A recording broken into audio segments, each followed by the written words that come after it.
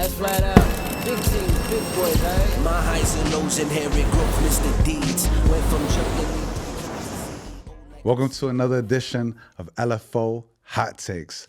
This is a weekly segment where we're going to talk about what's hot, what's going on, what's trending in social media and pop culture. So let's get into it. First things first, Kai Cenat, the #1 streamer in the world, has beef with Ye. Yeah, I saw the video about that, and I think Ye was overreacting. You saw the DMs where he was going back and forth with him. He was definitely overreacting. All he was saying is like, yo, Ye, like he's a small dude, 5'3" or whatever he is. He was saying him a double XL pants that was falling off of him. I think Ye should have known, especially if he didn't pay for it. He was sending him something to like, stream his stuff. But I think Ye and this is when Ye was probably off his bipolar pills or whatever it may be, and I just think he was overreacting. What about you? But even so, I mean, for me, I feel like, did you see the follow-up where the manager actually gave him a call and Kai streamed it? And he kind of like, it was like such a generational gap there where, the manager was kind of trying to strong arm him.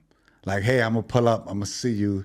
Like, you don't need to be doing this type of thing. And Kai was like, what? Like, what are you talking about? I don't know why. I don't know why he. I mean, like right now with Ye, every time you want to give him credit, takes like he does something. Yeah, and you're like, he does good with the vultures thing. He did good with the marketing of the Super Bowl. He did good with the revamped Ye product line where he didn't put any production costs. He took all the money up front, and then he does this like. Yeah. Why? Kanye, why, bro? Like, you were one of my all-time favorite producers. He was on No Slander team for me. Yeah. And then when Donda passed transition, he just went off the damn rails, bro. I think it says a lot about, we talked about this before about accountability. Do you think anybody's checking him? No. I mean, how can you? Like, would you bite the hand that feeds you? Probably not, right? I mean, at some point though, you got to be a man. Like you got to be a man. Like, hey, it was like, yo, there's a lot of people. There's probably a lot of people eating from that hand. They're like, yo, I don't want my water to get cut off, bro. They don't want the water to stop sending them electricity. So I don't think there's anybody checking him. I mean, there's just to relate in my life, like, you know what I mean? Like, there's a very small group of people that check the person that bites the hand that feeds you. The people that check you are the ones you need to keep around you. Yeah, no, definitely. So there's definitely nobody checking him in his camp, right? And they don't have enough weight, or they don't have enough cachet. But about that, hope they sell it up. We don't want no beef. We don't want no black on black, color on color crime. We're all creatives. Let's help each other grow. Exactly. Next segment. So LeBron James just launched a new podcast with JJ Redick called Mind the Game, right? It's a great episode for people to go see it. I think it's amazing for not just for basketball heads, but just people who are looking for new inspiration. And he mentioned 3 things that make a great basketball player.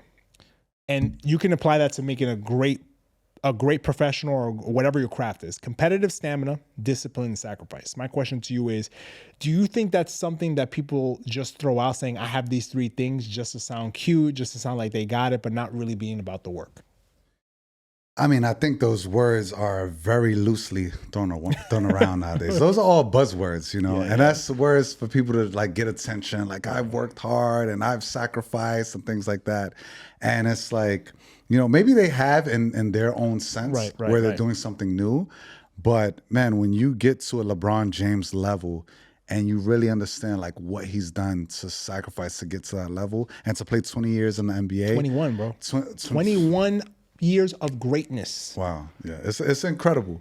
And I'm not a big LeBron James fan because I think Mike is the GOAT. That's not the point of this conversation. Yeah, but he is a GOAT in his respect. He's the GOAT in this generation as well, and he's put in the work. So him, if anyone, he can speak about these things, I just think it is a buzzword that people like to throw around. Look, like, what are you comparing yourself to? I think a lot of people like to compare themselves to people who are in their past or in their rearview mirror. Who are you trying to go towards? Who are you trying to emulate yourself against or, for? And I think that that's what needs to be your standard, right? A lot of people like to I guess, base their standard based upon people in their past and review mirrors, but don't look up to see, am I doing what this person who I'm trying to chase is doing? Yeah. Remember, LeBron James said he's trying to chase a ghost. That ghost is MJ. Yeah. Is everything that he was doing based upon what MJ's standard was? Kobe Bryant, Mamba mentality, right? Things of that nature. Yeah. Are you putting in the work each and every day when you don't feel like going? Those are the hardest days. Yeah. The hardest days are the ones where you don't feel like going. And that's where discipline takes over. Yeah. And you have to have enough competitive stamina to be like, well, I need to be better than yesterday. And you need to sacrifice enough where, you know, maybe wifey wants to go out, your friends want to go out, and you got to be like, nah, I got to go hit the gym. Exactly. And also the days that stick to it is when that judgment comes across. When he made that, what is it, the trade to Miami and all that. The decision. The decision, yeah. So to be able to dig down deep, still go after it, you know, that says a lot about you, you know, and your mental fortitude. And so, yeah. Okay, next topic, and this one's near and dear to you. So the NBA shut down the G League Ignite team, right? And for those who don't know, that was the sort of developmental team that took high school players, right, coming out of high school, in as an alternative to going to D1 and playing. How do you feel about this? Obviously, it's probably motivated by the amount of NIL money that's coming out of college. What do you feel? So a couple of things. One, they need to let high school players enter the draft. You know, that's first and foremost. It was like that before 05. Yeah, exactly. Yeah. Who was the last one? It wasn't Kobe. Was it Dwight? Dwight was the first overall pick, I think. Was he? I think it was Dwight. Okay, yeah. And I think he was the last one, right? But it's been a while. Yeah, it's been a while. So, I mean, you have other sports where players could go from high school to the professionals. You have tennis, for example, baseball, things like that. I don't understand why the NBA doesn't allow this. But also, I think right now that NBA Ignite team is not attractive anymore. College students are making millions in college right now. I'm a D1 player and I know that I'm not going to the NBA, I'm going to go get that NIL money. Because that's probably the only time I'm going to make that type of money. And you get to monetize your skill set because you're like, I have 4 years to do this and that's it, right? So obviously the financial incentive is to do this. I think the more scarier thing is, do we have the right people in place? Because this affects not just the player, but their families. Yeah. And some of them come from impoverished situations, right? So there's millions of dollars potentially that we're talking about here. So are people doing it for the right reasons, right? Yeah. All right. If you have a real chance of going to the league, then I think, but what if you know that you're not going to the league and you just have 4 years of NIL money? Like, are you gonna go make the best decision for you in the long run?